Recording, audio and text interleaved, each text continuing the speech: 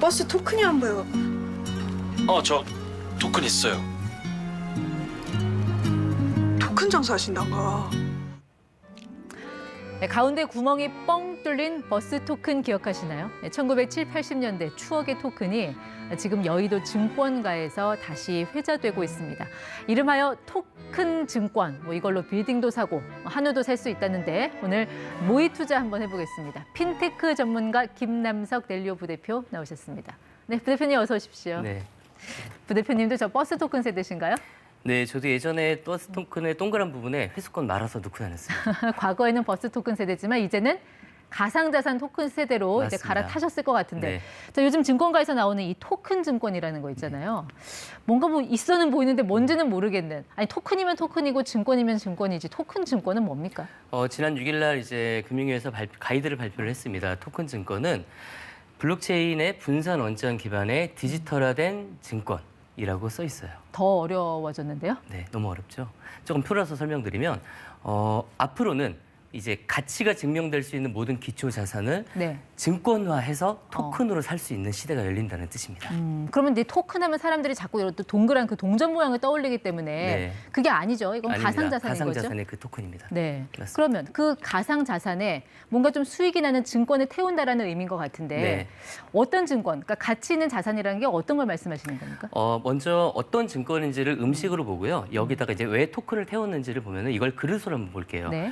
음식이란 거는 이제 어떤 상품이 있겠죠. 뭐 그거는 소가 될 수도 있고 스니커즈가 될 수도 있고 예. 고가의 와인이 될 수도 있고 네. 이 가치가 증명될 수 있고 이 값어치가 올라갈 수 있는 어떤 그리고 이게 수익으로 창출할 수 있는 예. 이 음식이라고 한다면 이거를 실물증권이라는 그릇에 넣을 것인가 전자증권이라는 그릇에 넣을 것인가 네. 그러다가 이거는 토큰에 넣는 게 가장 바람직하겠다 해서 토큰 증권으로 이름이 지어진 그러니까 겁니다. 실물 증권도 아니고 전자증권도 아니고 네, 맞습니다. 가상자산, 네. 토큰에 이거를 태우겠다. 맞습니다. 토큰하고 코인은 또 다른 거예요? 여기서 한번 용어 정리를 할 필요가 있는데요. 뭐 토큰, 코인, 암호화폐, 디지털 자산, 이제 크립토, 이제 이런 부분들이 사실은 기술 기반으로 일정 부분의 차이는 있지만 지금 여기서의 이제 저희가 이야기를 나눌 때는 그냥 하나의 우리가 가상자산 거래하는 그런 뭐 토큰, 예. 약간 이렇게 생각하시면 될 것 같습니다. 조금 전에 뭐 한우, 미술품, 스니커즈 이런 거 예를 들었는데 네. 그거 지금 조각 투자 말씀하시는 거잖아요. 맞습니다. 비싼 거를 쪼개서 나눠서 사는 맞습니다. 거. 그거 지금도 다 하고 있잖아요. 근데 왜 이 토큰 증권 왜 만든 거예요? 물론 맞아요. 그 뮤직하우라는 데서 이제 그 음원에 대한 저작권을 하고 있고 뭐 카사라는 곳에서는 부동산을 하고 있습니다. 하지만 실제로 그 샌드박스 규제라고 해요. 어떤 혁신적인 산업에 대해서 이거 너무 괜찮은데 네. 그래서 당분간은 그 규제에 대해서 좀 적용되지 않게 예. 뭐 베타 테스트처럼 시범 서비스. 맞습니다. 네. 그 지금 그렇게 운영이 되고 있고요. 실제로 뭐 글로벌의 되게 정말 선진 금융에서는 벌써 STO 이 증권형 토큰을 허용해서 활용을 예. 하고 있고요.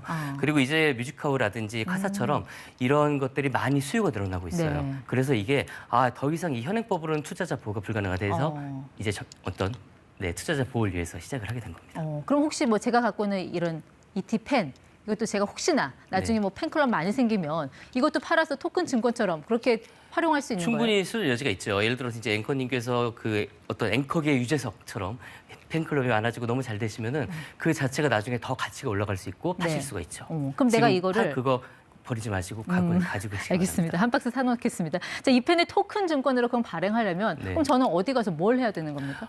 사실은 아직 가이드만 나온 상태라서 그런 디테일한 부분은 나오진 않았어요. 하지만 어느 정도 가이드를 보고 유축을 할 건데 한국거래소에서 디지털 그 증권 시장을 만들 겁니다.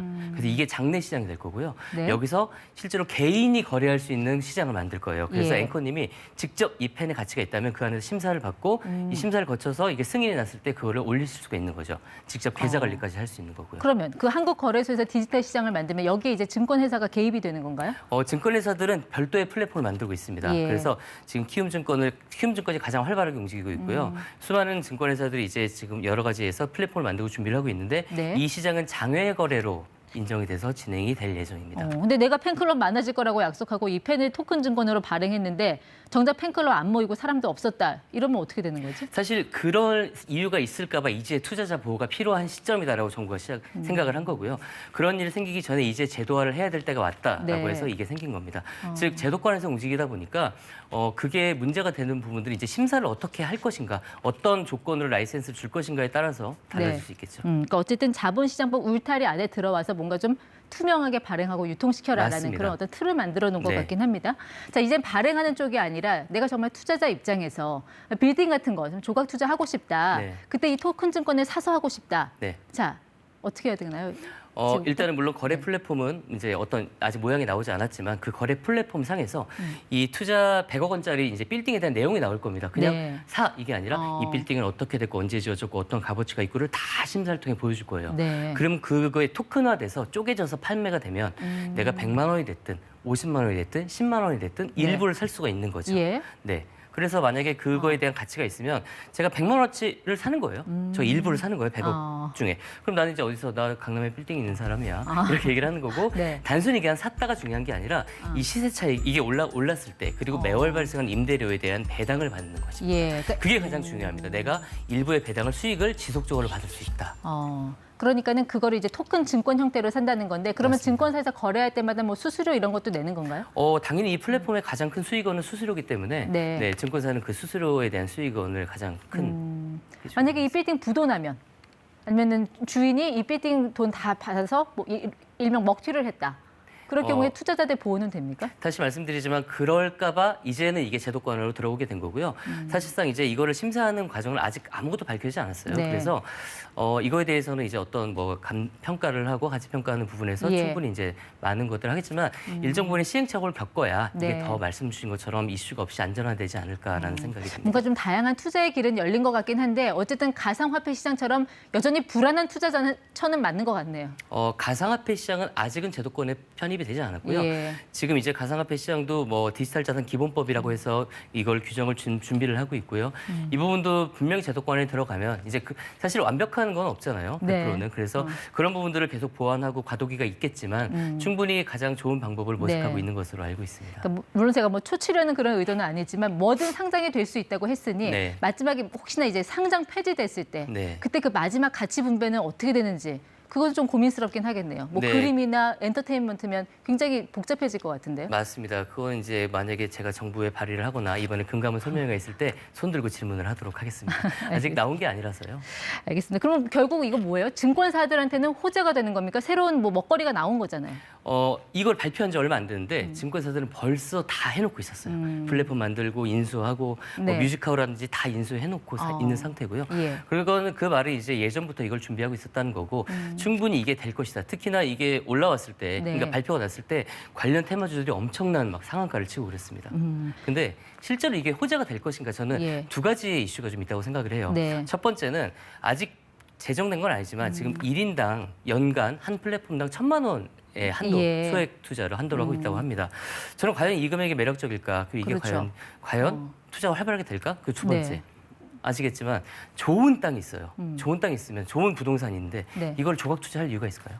그렇죠. 그런 매물이면 금방 없어지겠죠. 그럼 없어지죠. 네. 굳이 뭐 네. 쪼개서 팔 이유가 없으니까. 그렇죠. 지금 BTS한테 내가 투자하고 싶은데 투자 받을 이유가 있을까요? 없죠. 투자 네. 필요 없어요. 즉 그 말은 정말 좋은 땅과 좋은 아이템이 예. 이 매물로 나올까? 저는 그거에 대해서는 네. 일정 부분의 의구심을 가지고 알겠습니다. 있고요. 정부가 이런 토큰 증권 가이드라인을 발표한 게 지금 가상화폐 시장에 있는 증권의 성격을 가진 그런 코인들이 있잖아요. 맞습니다. 이거 다 여기로 와라 이런 신호인가요? 맞습니다. 그런 신호고요. 이제 어떤 우리가 갖고 있는 증권법의 법칙을 따라라라는 거고요. 자본시장법에서 너희들이 이제 관리를 하겠다는 의미입니다. 최근에 비트코인 그 흐름을 보면 연초 들어서 한 40% 맞습니다. 40% 급등한 그런 올랐죠. 흐름을 보였거든요. 네. 혹시 이제 가상화폐에서 증권형 그런 코인들이 상장 폐지해서 일로 넘어오면 혹시 가상화폐 시장은 확 무너지거나 뭐 그럴 우려는 없습니까? 사실 지금 가상화폐에서 어떤 코인을 갖고 계신 분들이 가장 고민하는 게 그거예요. 네. 내가 들고 있는 코인이 혹시 상폐되지 않을까? 네. 사실 당장은 그런 이슈는 없을 것 같고요. 다만 이제 그런 부분들이 계속적으로 제도화가 되고 아마 이슈가 될 부분이 있습니다. 네. 그리고 이제 시장도 계속적으로 성장을 하다 보면 분명히 더 많은 제도권이 필요하고 투자자 예. 보호가 필요하기 때문에 알겠습니다. 모든 시작 단계에서 이렇게 정부가 나서면 이게 정책 테마의 성격을 갖기 때문에 네. 그런 부분을 좀 주의해서 투자자들은 봐야 될 것 같습니다. 맞습니다. 네, 지금까지 이티와의 김남석 대표와 함께했습니다. 고맙습니다.